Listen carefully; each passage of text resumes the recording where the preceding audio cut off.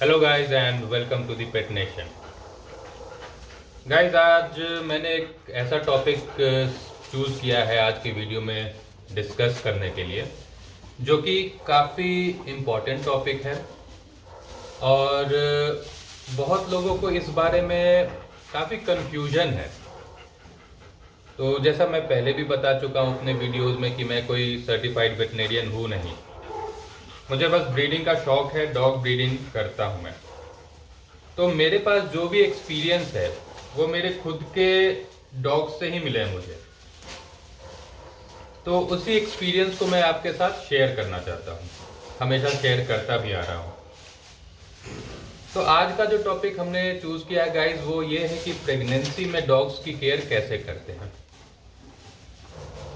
तो इसके लिए गाइज आपने बहुत सारे वीडियोस देखे होंगे, बहुत सारे यूट्यूब वीडियोस हैं ऐसे प्रेगनेंसी के ऊपर, जो कि आपको बताते हैं क्या सप्लीमेंट यूज़ करना है, क्या डाइट प्लान होना चाहिए वगैरह वगैरह। तो इसी सीरीज़ को थोड़ा सा आगे बढ़ाऊंगा मैं, और मैं आपको बिल्कुल स्टार्टिंग से बताऊंगा क्या कैसे करना है। तो सबसे पहले गाइज हम स्टार्ट करते हैं एक फीमेल से। डॉग की जो फीमेल हम लेके आते हैं ब्रीडिंग प्रोग्राम के लिए, तो वो फीमेल कैसी होनी चाहिए। तो गाइज सीधी सी बात है कि अगर आपको ब्रीडिंग के लिए फीमेल चाहिए तो वो एक हेल्दी फीमेल होनी चाहिए, यानी कि हेल्दी बैकग्राउंड से होनी चाहिए, उसके मदर फादर हेल्दी होने चाहिए। दूसरी बात यह है कि वो लो क्वालिटी फीमेल नहीं होनी चाहिए। अगर आपने ब्रीडिंग करनी है तो गाइज प्लीज थोड़ा स्पेंड करें। बहुत लोगों को मैंने देखा है कि भैया 10,000 12,000 की फीमेल चाहिए, मुझे तो सिर्फ ब्रीडिंग करनी है। भाई साहब, ब्रीडिंग तभी अच्छी होगी ना जब फीमेल अच्छी होगी। लोगों के मन में एक मिथ है कि मेल अच्छा है तो ब्रीडिंग अच्छी हो जाएगी, बट ऐसा होता नहीं है भाई साहब। मेल फीमेल दोनों आपकी अच्छी क्वालिटी की होनी चाहिए, तब जाके ब्रीडिंग अच्छी होगी। तो हमें वहां से स्टार्ट करना है, यानी कि एक अच्छी फीमेल लानी है अपने ब्रीडिंग प्रोग्राम के लिए। मेल तो हमें मिल ही जाएंगे, ऐसे क्या करना है बेटा, कालू आजा, मेल तो हमें अच्छे मिल ही जाएंगे। तो जो ब्रीडिंग प्रोग्राम के लिए हम फीमेल लाते हैं उसकी केयर हमें शुरू से करनी होती है, या फिर हम जो भी डॉग घर में रखते हैं उसकी केयर हमें शुरू से करनी होती है। अच्छा डाइट उसे देना ही देना है, क्योंकि उसे हमें हेल्दी रखना है। तो देखिए कितना बदमाशी कर रही है। आजा कालू, आजा बेटा, आजा आजा आजा, ले ले ले ले बेटा मेरा, आजा। तो उसकी केयर हमें शुरू से करनी है। अच्छा diet plan, high protein diet plan हमें उसे देना है। तो मैं आपको स्पेशली जो अभी बता रहा हूँ वो जर्मन शेपर्ड्स के बारे में बता रहा हूँ, क्योंकि ये मेरी प्रेग्नेंट जर्मन शेपर्ड फीमेल है अभी, जो ऑलमोस्ट 50 डेज की प्रेगनेंसी में है। तो गाइस, आपको एक अच्छा डाइट प्लान हमेशा से यूज करना है। जहां तक सप्लीमेंट्स की बात है, तो सप्लीमेंट्स तभी यूज करने चाहिए जब आपकी डाइट से डॉग की रिक्वायरमेंट पूरी नहीं हो रही है। क्योंकि जबरदस्ती सप्लीमेंट्स देने का कोई मतलब होता नहीं है। मैंने देखा है लोगों को, बहुत सारे वेटनेरियंस भी जो हैं वो सजेस्ट करते हैं कि डॉग 2 महीने का हुआ नहीं उससे पहले ही आप उसे कैल्शियम देना स्टार्ट कर दो, मल्टीविटामिन देना स्टार्ट कर दो। वो सब ठीक है, लेकिन सबसे पहले आपको एक अच्छा डाइट प्लान यूज करना चाहिए, क्योंकि एक अच्छा डाइट प्लान होगा तो ये कुछ भी आपको सप्लीमेंट देने की आवश्यकता नहीं होगी। अरे बेटा कैमरा गिर जाएगा, कैमरा गिर जाएगा, आजा आजा आजा, सिट सिट, इधर इधर इधर इधर, सिट सिट सिट। बहुत प्रॉब्लम होती है डॉग्स के साथ वीडियो करने में। हाँ, तो गाइज डाइट प्लान आपकी बहुत अच्छी होनी चाहिए। अब जब डाइट प्लान अच्छी है तो ऑब्वियसली डॉग जो है वो हेल्दी होगा।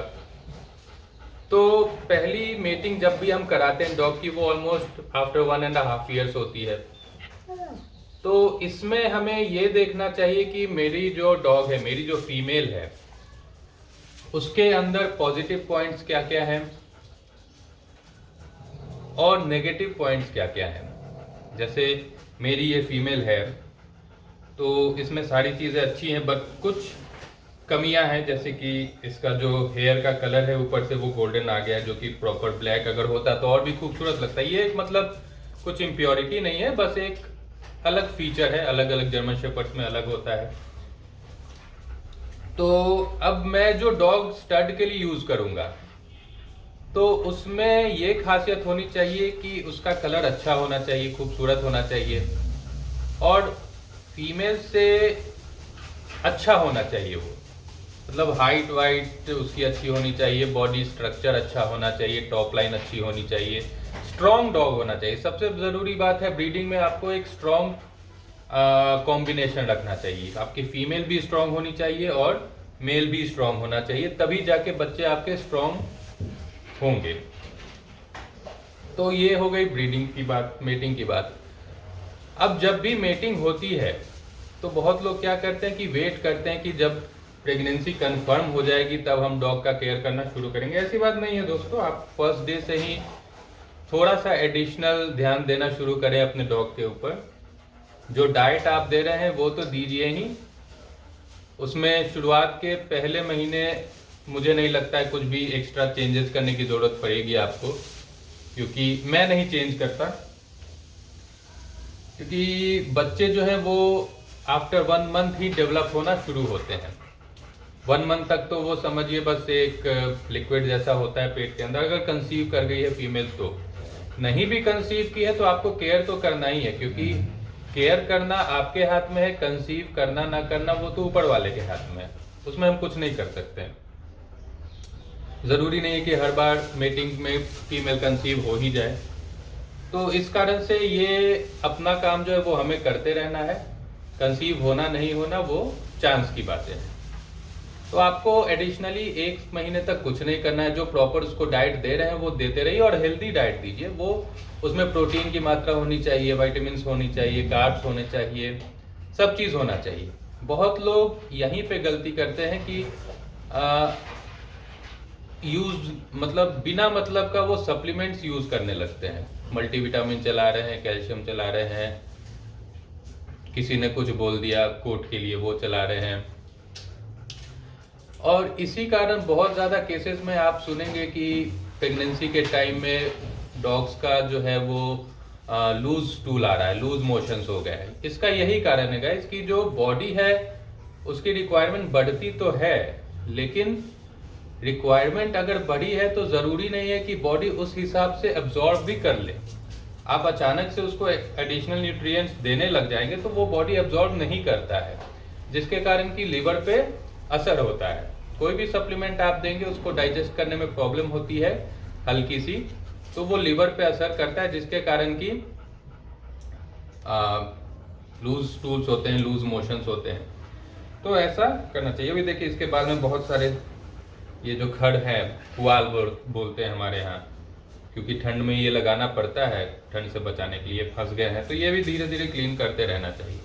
हाँ, तो यही बताया था कि 1 महीने तक कुछ भी एडिशनल देने की ज़रूरत नहीं है। बहुत लोगों से मैंने सुना है कि आप पपी फूड चलाने लगिए, स्टार्टर फूड चलाने लग जाइए, ये कैल्शियम वो मल्टीविटामिन। मुझे ज़रूरत नहीं लगती है, मतलब मैं गलत नहीं बोल रहा हूँ लोगों को, वो उनके तरीके हैं, उसको मैं गलत बोल भी नहीं सकता, क्योंकि हर कोई अपने हिसाब से एक्सपेरिमेंट करके ही आपको बताता है, लेकिन ये मेरा तरीका है। अब 1 महीने के बाद आप जो है वो थोड़ा सा खाना बढ़ा दें डॉग का।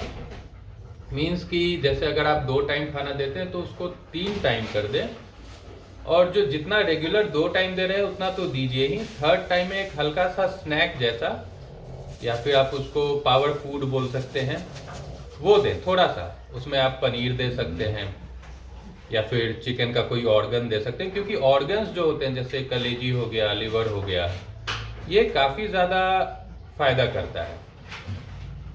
तो ये आप यूज़ कर सकते हैं थोड़ा सा, बहुत ज़्यादा नहीं, धीरे धीरे आप इसकी क्वांटिटी बढ़ाएं, लेकिन देखते रहना है कि आपके डॉग का पेट ना खराब हो। तो इस तरीके से आप डाइट प्लान यूज़ कर सकते हैं। दही आप यूज़ कर सकते हैं, दही बहुत अच्छा होता है किसी भी टाइम में। एक्चुअली दही तो पूरे साल डॉग्स को यूज़ करना चाहिए, डॉग प्रेग्नेंट हो या नहीं हो, दही हमेशा यूज़ करनी चाहिए। अब जब डॉग ऑलमोस्ट 45 डेज प्रेगनेंसी का हो जाता है कंसीव किए हुए, तो अब आपको समझ में आने लगता है कि ये प्रेग्नेंट है, क्योंकि निपल्स बाहर आ जाते हैं, पेट दिखने लग जाता है। तो उस समय से थोड़ा केयर करना आपका बढ़ जाता है। अब क्या है कि बहुत लोग बोलते हैं कि जब से मीटिंग हुई तब से आप डॉग को केज में डाल दें, केजिंग स्टार्ट कर दें। ऐसा नहीं करना चाहिए दोस्तों, क्योंकि डॉग को आदत है बाकी डॉग्स के साथ रहने की। अगर आप उसको अकेला केज में डाल देंगे तो वो स्ट्रेस में आ जाएगा, और पॉसिबल है कि स्ट्रेस में आने के बाद वो प्रेगनेंसी ड्रॉप कर दे। तो उसको स्ट्रेस नहीं होने देना है। हाँ, लेकिन 1-1 घंटे एटलीस्ट उसको आदत लगानी है केज की।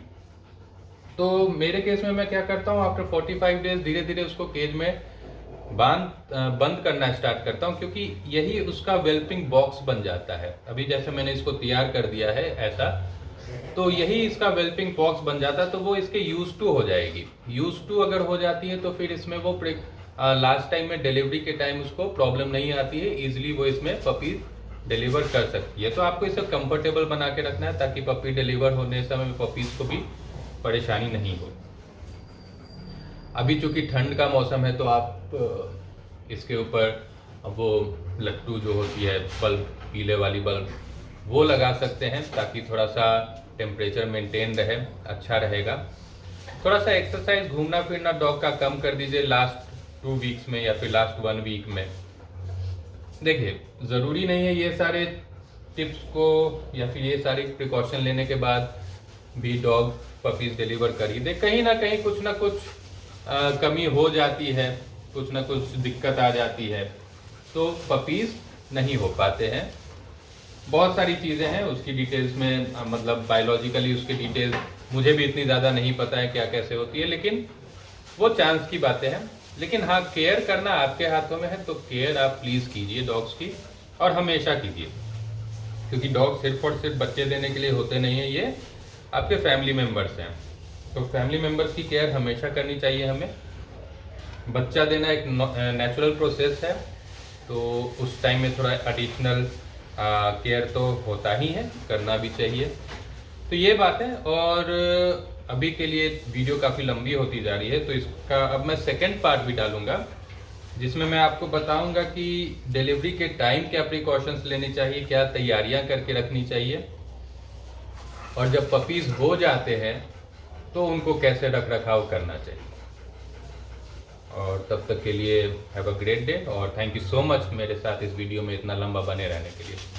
Thank you so much guys, bye.